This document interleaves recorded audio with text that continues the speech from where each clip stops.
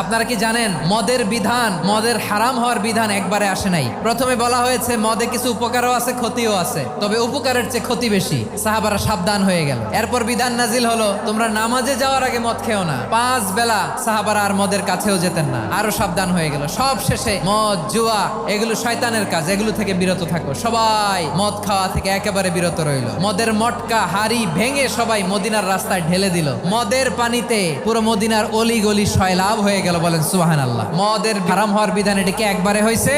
না।